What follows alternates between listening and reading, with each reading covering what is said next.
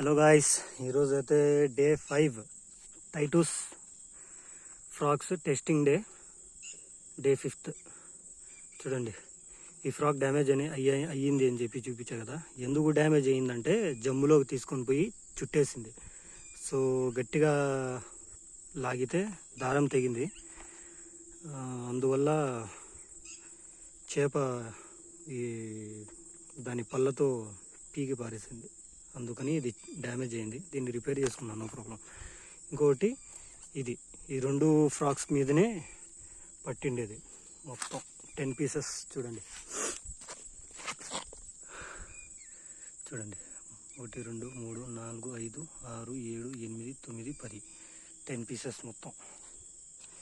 Okay, టైటూస్ handmade frocks day 5 testing day.